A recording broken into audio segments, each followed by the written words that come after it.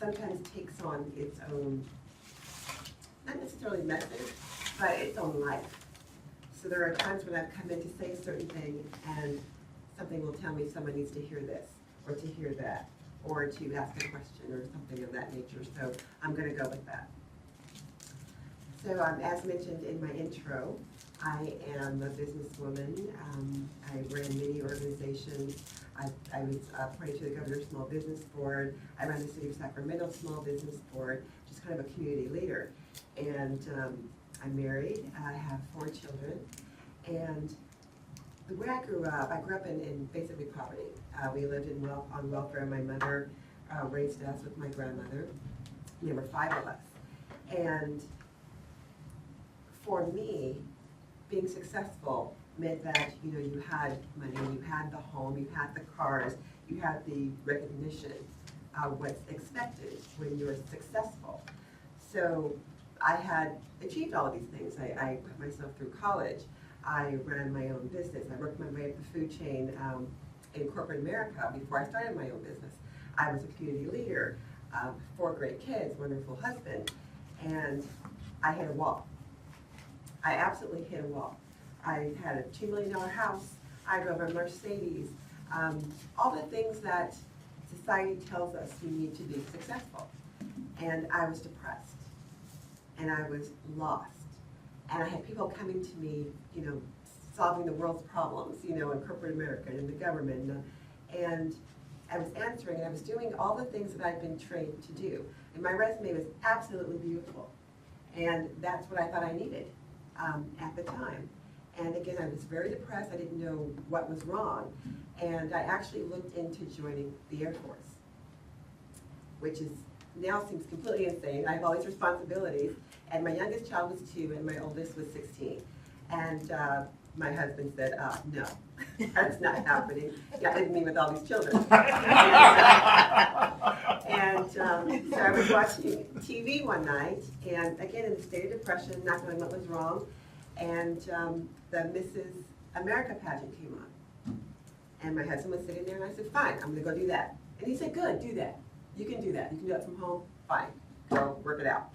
And so again, I have all these responsibilities. I'm sitting on all these boards, and I decided to start competing in Mrs. Pageantry. And at the time, again, it made no sense on paper why I would choose to do that, why I would join the Air Force, why I was trying to escape from a life that I thought was the best possible thing. And what I realized in competing in pageantry, people don't really understand, I think, a lot about the value of what goes on when you're competing as you. You're not competing for a job. Well, you kind of are competing for a job, but you're not looking at your resume per se and your history and all these types of things that you would do for a job interview. They are looking at your entire life. They're looking at who you are as a person. They're looking at what you stand for, not can you just, you know, be a manager, or can you just do this. Your entire world comes into play when you compete in pageantry. And not realizing that, you know, I got involved, and I'm doing my business talk and the way I talk to the media, and I wasn't very successful the first 2 times. And as I began to really get involved and really compete, I realized that I had to know who I was. And that was sort of the catalyst into what I call the beginning of my healing and figuring out what was wrong. And what was wrong is that I had locked away so much of myself to create this beautiful resume so the world would think I was fabulous. But inside, I was absolutely broken. And to give you a little bit of background, I'm not going to go too deeply into this, but again, as mentioned in the intro, I grew up in an abusive home where my mother was beaten regularly. I mean, I was very young, so it's tough to know if it was daily, if it was weekly, if it was monthly, because it was so traumatic that you sort of lose time. And it was not unusual for us to be, you know, watching TV and hearing my mother be beaten, you know, in the next room. And we learned to we turn up the volume, and then we turn it down to see if she was still screaming, or if she was still, they were still bumping. And we would turn it back up, and then we turn it down. Oh, it's still going on. Turn it down, up and down. And that was sort of our evening. And we knew when he would leave, because he would always leave afterwards. He would, my stepfather would walk past our bedroom and give us the look, and we knew, just this freeze basically until he left. And once he was gone, we would go in and we would make sure she was still breathing. We would patch her up. And this was just the norm. It just, how do you know what you don't know? So I grew up thinking this is just the way it was. You don't talk about it outside of the home. It's just the way it is. And my mother, going through what she had gone through and coming from the South, which can be very brutal, especially she grew up in Alabama, Birmingham, at a time when it wasn't kosher to be a color. And she suffered a lot of abuse and a lot of tragedy in her own life. And I was always that kid, there were 5 of us, but I was the kid that, why? But what do you mean? Why are we doing this? So I was absolutely a thorn in her side because I was forcing her to answer questions or to be held accountable. And when you have someone who's going through that type of situation, the result cannot be very good. And I ended up being abused by her. I remember when I was 5, and it was kindergarten, and I was asked what my birthday was, and I didn't know it. And I came home and I asked her, when's my birthday? I have to know, tomorrow at school. And she was just so, I don't know what the word is. She was just enraged, I guess would be the word, that I did not know my own birthday, and that I was too ignorant to know when I was born. And she told me I couldn't remember, and she beat me, and she beat me, and she beat me, until I remembered. But this is a very important story because that is when, for the first time, I'm aware of breaking. My spirit separated from my body, or whatever you like to call it. I call it spirit. But I was suddenly outside of myself. And outside of myself, I could think. I could see what was happening, but I wasn't physically experiencing it. And I was able to pull myself together and come back and give her the birthday. And it's significant because I used that many, many, many times. Because from there, my first kiss was a rape, which happened a few times. And I became pregnant, and I thought that I would finally have someone who wouldn't beat me, abuse me, who would love me unconditionally, and was too small to be of danger to me. And at the time I was 16 when I was pregnant, and I miscarried. And I thought, geez, what? Is there anything that I can have? Is there anything that is going to, be for me, for my own good? Am I that horrible of a person that I have to keep experiencing this stuff over and over again? And what I did with it is I basically put it away. I just put it away. I didn't deal with it. It just was. This is the way life was, and which sort of explains why I went on to develop this beautiful resume, because it proved that I was of value. And my mother ended up passing away when I was about 13, and my grandmother continued to raise us. My father was never in the picture. And so I went on. I call myself sort of I was a born victim. There was nothing that taught me anything other than to be victimized. Did I know that's what it was? No, it just was.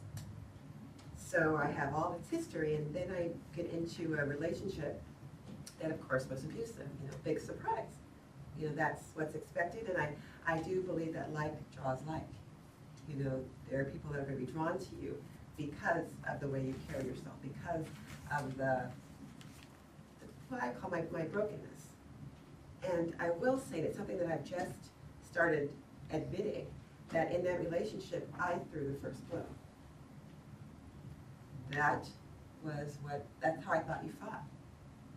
And I saw it with my mother. I had been raped. It was just the way I thought things were. In our home, we were very violent. My brother beat me up. I beat up my sisters. It was just the way I thought you dealt with trauma. Now, did that justify the next 5 years of abuse? No. But I understood that there was something at the time, but now I understood there was something broken in me, where even if I had a man that wasn't abusive, I was going to make it happen one way or another. And that is a very difficult thing to admit. And I've been off the circuit for the past about 3 years. And it's because I had sort of hit that wall again, you know, where I've been speaking, I've been telling my story, but I was only telling the domestic violence piece, as it related to my mother, as it related to my being in it, and my escaping it, which when I escaped the domestic violence, it's because of my 3-year-old daughter at the time. And she was witnessing a beating that I was taking, and she walked over to her dad, and she basically, you know, pulled on him and said, Daddy, you go. And he was kind of shocked, and he stopped, and, you know, she walked him to the door, she locked it, she came back to me on the floor, and she said, Mommy, you okay?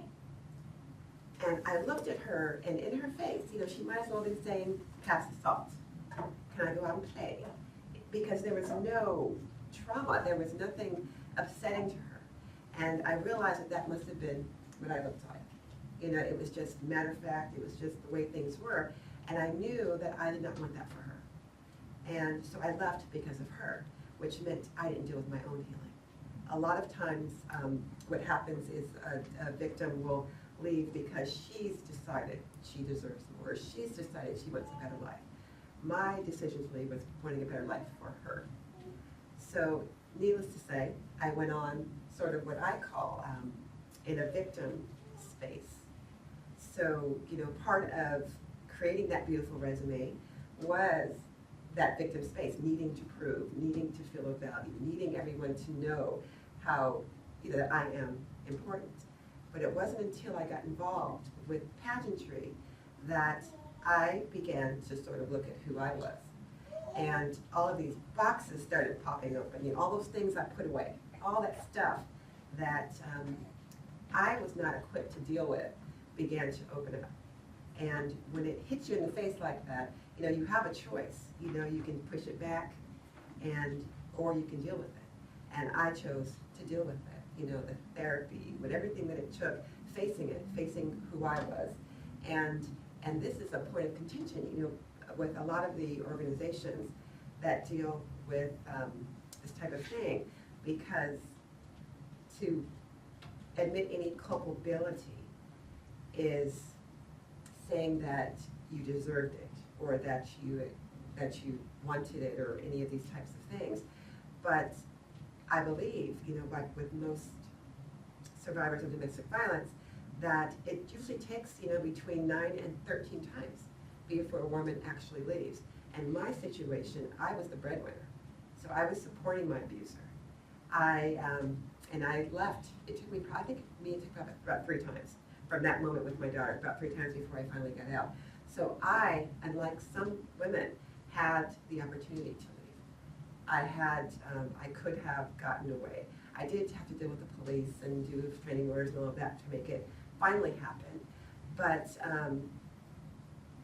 there's a piece of that I do take responsibility for. Now, does that mean that I deserved it or wanted it, any of that? Absolutely not. It just means that I was broken, too broken to stand in my power that I could not find. I had no access to whatsoever. So being involved in pageantry, I was looking at all these things, and I was dealing with it, and I was speaking about it. It was the year that I actually won Mrs. California 2007 United States that I spoke out for the first time about domestic violence at the Capitol with Robin Gibbons, of all people. And I was ill prepared for what that would start. So I told my story for the first time out loud. I never even said it out loud to myself. And even to a therapist, never said it out loud. And I had an absolute meltdown. I mean, I was out for about 3 days, just not being able to do much of anything. But coming back from that, it just realizing, wow, the power that story had. And that stuck in me. It is absolutely stuck in my being. And how could I not be depressed? How could I not hit a wall? How could I truly be successful when I'm carrying all of this stuff, and I was not aware of it. And I believe that through life, for me it was pageantry, but there are other things that occur that cause these boxes to open. And I see more people than not that just push it back. And then you see other things occur. You see destructive behaviors. You see addiction. You see all of these food addictions and things that occur.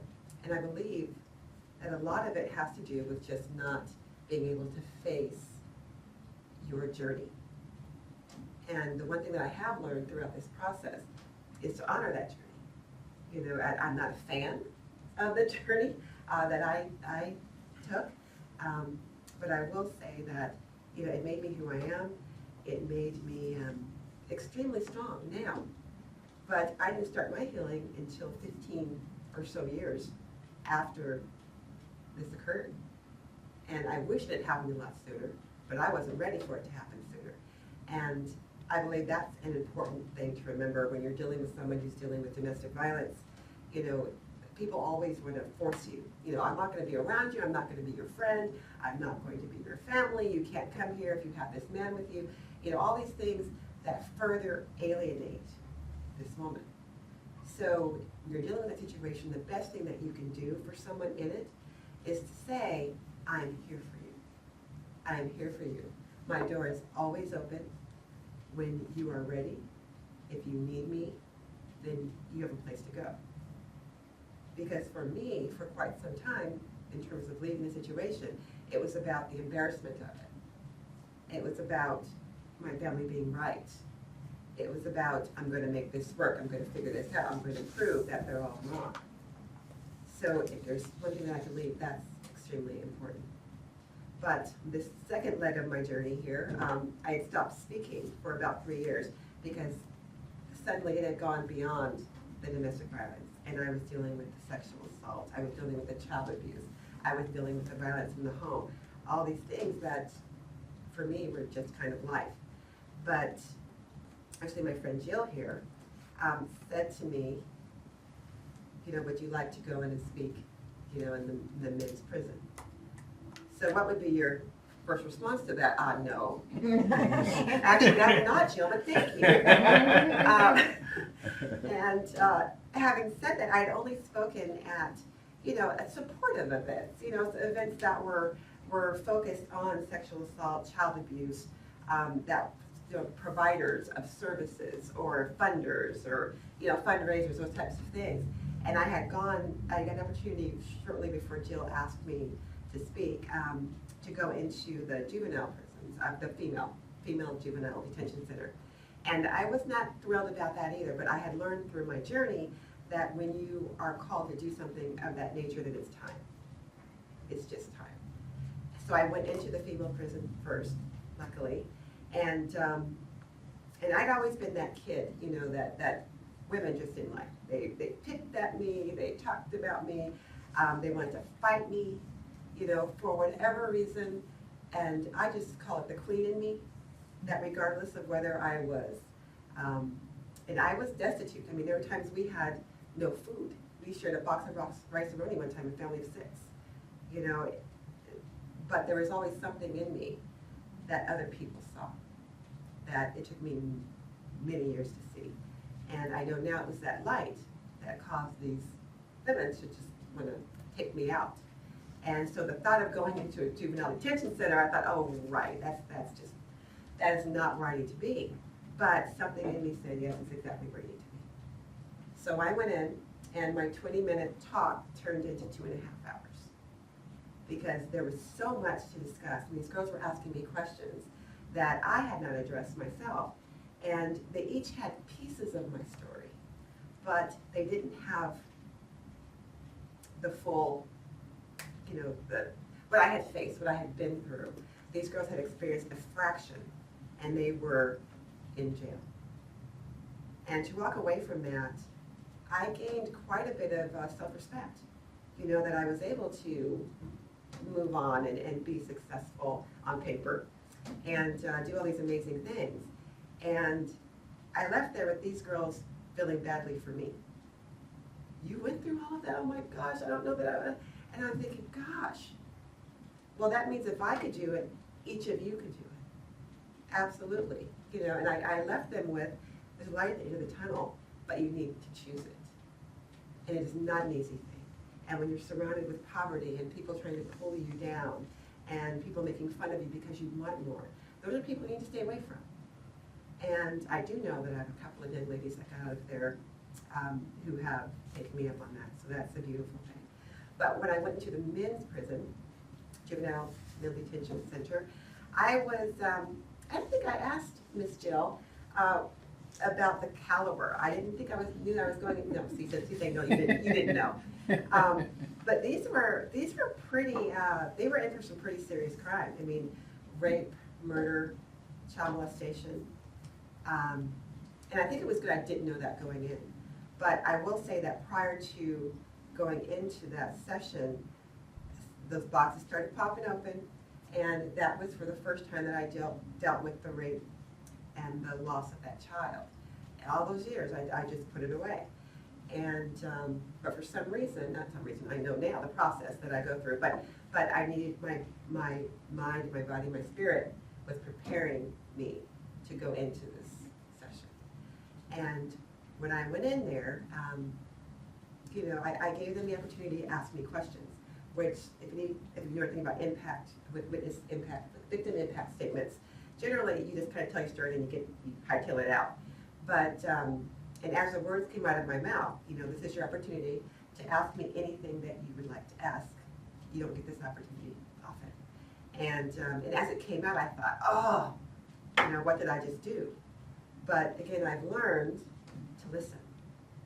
So I call it a bit of channeling that occurs, where that little voice says, blah, blah, blah, and most of us push it away, or no, I'm scared to do that, or no, I'm not going to do that. When that occurs, there's a reason for it. And when I said that, again, I was not a fan of that suggestion, but I will say that I learned so much about myself and about them. I mean, I had one man who was in for rape who actually said to me, so you liked it. And it was shocking, but it was surreal at the same time, because guess what? I had to come up with an answer for that. And going to the powder puff events that I normally speak at, you're like a rock star. Oh, you're so amazing. But to have somebody, face this head on, I don't care about you, I don't care about your story, you liked it, that's why it happened, it was, I call a unique opportunity to be what I call bulletproof. And he asked me that question, and what I said to him was that, I wouldn't say that I liked it at all. As a matter of fact, I hated every moment of it. However, at the time, a broken heart was worse to me than a broken bone, because a broken bone would heal, but I needed that love, and that's why I stayed as long as I did. And I think that's the case for a lot of us, which is why it's so important when you're that, and it's definitely self-esteem. It's definitely being beaten down to a point where you don't know, appreciate, or even understand your value or the value of any human. And that's where I was. And when that came out, I thought, oh, I had to write that down. That was good. I'm going to use that again. But again, it forced me to answer these questions. And I can't remember some of the other ones, but the most important thing about that, I'll never forget him for that reason, because he forced me to actually come up with an answer for that, whereas usually you don't. And it forced me to think about it. Why did I say? And it's absolutely true. But the most important thing that I learned from that session is that there are people that really believe it's okay to rape and abuse, and you could get angry and be disgusted by it, or you can wonder, what was his story? What happened to him that makes him believe that that's okay? I know what happened to me that made me believe it was okay. So it opened up a whole other aspect of sort of the other side of the coin. And there's more to it, just like there was more to me, there was more to the perpetrator as well. So that was absolutely priceless. And I thank you again for inviting me to speak there. I don't think I'd go back, But, but it was valuable, and it was what I needed, because it was sort of the final piece of my puzzle that got me out speaking again. I'm writing a book that I stalled on because I hit this wall, and I'd stopped speaking because I was trying to deal with all this stuff and not quite understanding what I was trying to deal with. And it's those opportunities that just kind of break it open, at least for me. So, having said that, I think one of the most important things that I often share is sort of what I call my process, the journey from victim on. And I believe a victim, clearly is someone who's been negatively impacted by, a circumstance, which could be poverty, someone who has been assaulted, as in my case. It could be an illness, but the space is the same. The space is the same. And that victim space of sort of being stuck in, this is who I am, this is the way life is, this is all I can expect. And you can go, one of two ways, where you'll be destructive to yourself and others, or you can put it away like I did and excel, but still both are broken. Both are broken. So, and I hear this a lot talk about being a survivor, and I call myself a survivor because people understand what that means. But to me, a survivor only means that you've survived the circumstance. That's all. It doesn't mean you've healed. It doesn't mean that you've forgiven. It doesn't mean anything other than you've lived through it. That is all. And I see people wearing survivor as a badge of honor, and there is honor to having survived any of these situations, to have gone on. However, that is not the end game. And that's where I see people sort of getting stuck. I'm a survivor, I survived, but there's still all this anger. There's still all this, it's almost like there's a wall that stops them from living. So I call the next step basically being a victor. So you've gone from victim to survivor to a victor, which is someone who has actually gained their joy back, that is able to love again, that is able to be successful inside as well as out. And I'm happy to say, I feel as though I finally can claim that just over the last, 6 months. I still have my up days and my down days, and there are still things that pop up, that I had forgotten about, but nothing to the impact of what I've gone through or what I've worked through. But it takes a lot of courage. It takes a lot of courage to move from survivor to victor, because it also takes knowing that you deserve it, that you deserve to be happy. And part of that victor piece is forgiving. And I think that's the hardest part. And going in and meeting that young man helped me with that. It helped me to think, oh my gosh, what did he go through? What did she go through? And then compare it to, not compare, but put it alongside with what I went through to get where I was. So that has helped me tremendously. I mean, I would not go have dinner with any of these people, don't get me wrong. But, a pastor once told me that holding a grudge is like taking poison and expecting the other person to die. They're not thinking about me. They are not thinking about me. So why am I going to continue to take this poison? So that's important. So getting to that victor space. But then there's another step that I've added, which is a hero phase. And to me, that hero phase is to live your life in a way that you're an inspiration to others. It doesn't mean that you need to go out and tell your story. I choose to do that because it's just a part of my journey. But it doesn't need to be that way. You can tell one person. You can, again, just live a good life. And so I believe everybody should strive for hero. But definitely get beyond survivor. Although I did some really good work in survivor mode.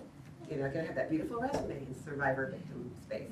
But there comes a time when you have to figure out who you are, what makes you tick, and to clean out all that garbage. I always say that our circumstances don't define us, and people get stuck in that circumstance. I even hate to say I'm a domestic violence survivor. I'm a this, that, and the other. I'm just a woman. I'm just a woman who's been through things, and we all have. We absolutely all have. And it doesn't have to be as tragic as my situation to get you stuck. And that, I think, is the most important thing. And secondly, to honor your journey.